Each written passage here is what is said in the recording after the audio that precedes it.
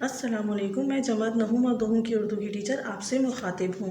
उम्मीद है आपने पिछले लेक्चर में हम सुन ली होगी। आज के लेक्चर का आगाज़ हम के अल्फाज मायने से कर रही हूँ। तसव्वुर, ख़याल, देहान, सकत, ताकत, मजाल, हिम्मत, आलम, दुनिया, खपत, इस्तेमाल में आ जाना, बिन तेल, बग़ैर तेल के, तकदीर, किस्मत, बहम, आपस में।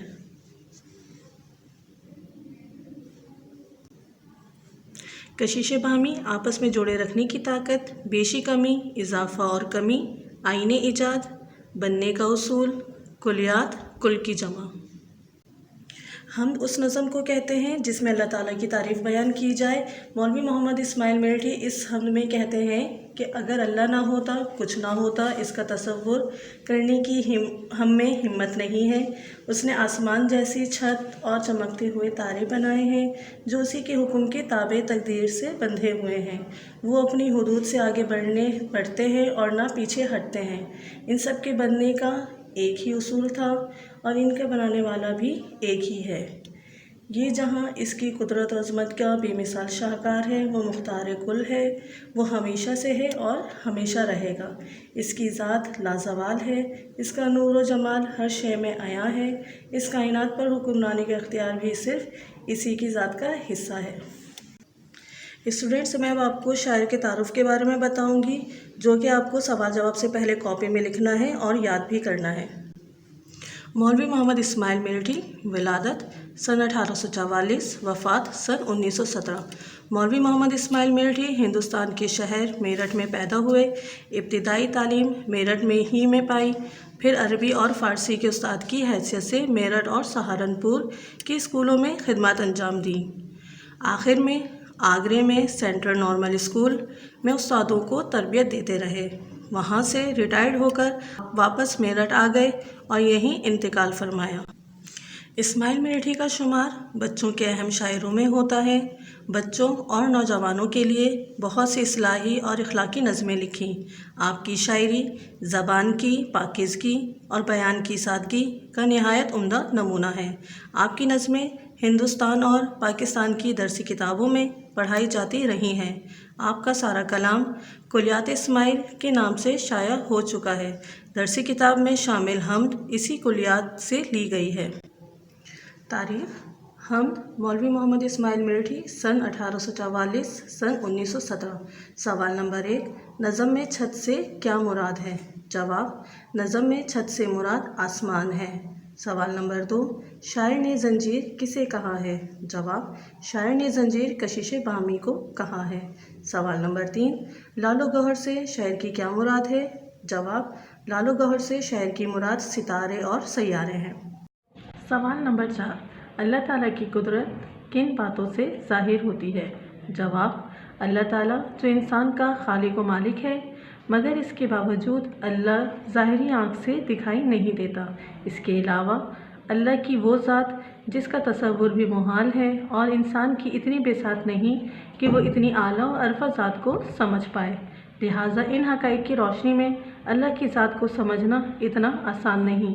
लिहाजा इसके लिए भी रब ताला ने ख़ुद इंतज़ाम किया। इस दुनिया में बहुत सी ऐसी चीज़ें पैदा की, बहुत सी ऐसी इजादात करवाई जिनकी मदद से इंसान अल्लाह की ज़ात को कुछ तो समझ पाए। लिहाजा यही इजादात अल्लाह की कुदरत की निशानियाँ कहलाती हैं। मतलूबा हम में अल्लाह की कुदरत जिन बातों से ज़ाहिर होती है वो ये हैं: छत मतलब वसी और अरीज़ आसमान, बिन तेल के चराग मतलब रोशन चमकते तारे, लालो गौहर मतलब सितारे और सैयारे।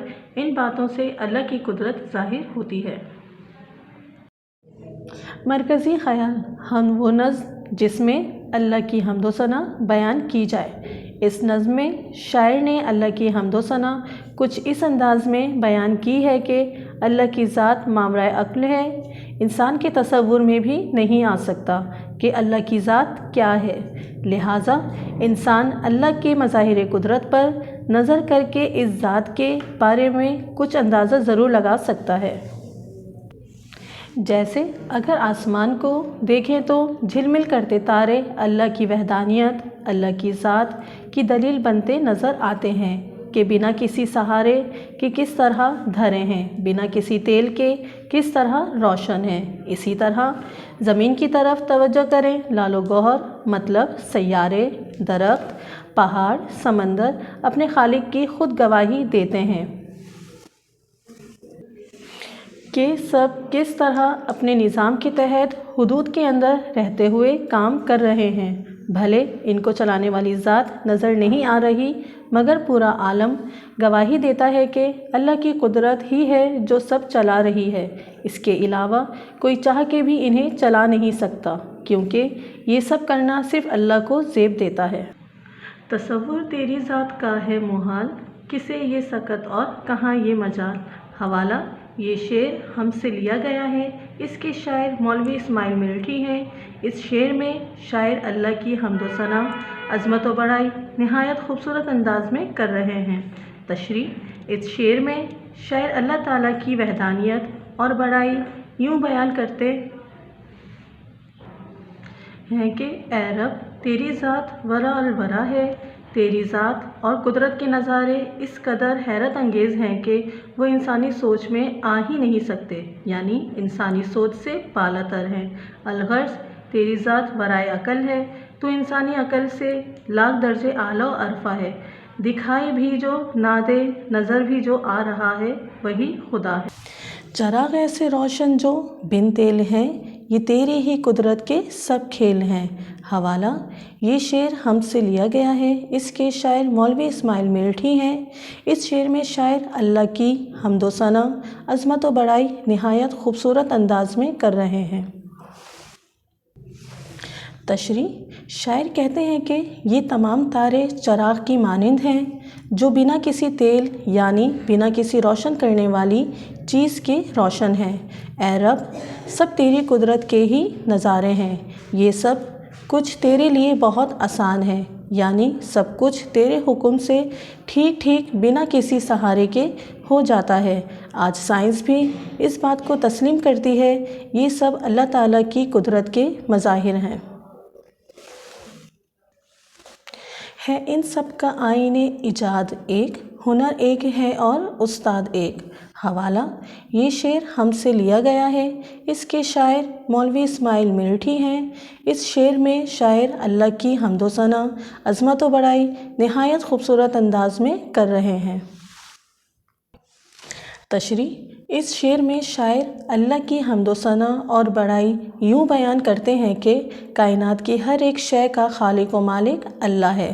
تمام چیزوں کا بنانے والا، چلانے والا، ایجاد کرنے والا باہنر استاد صرف ایک ذات ہے اور وہ ہے اللہ۔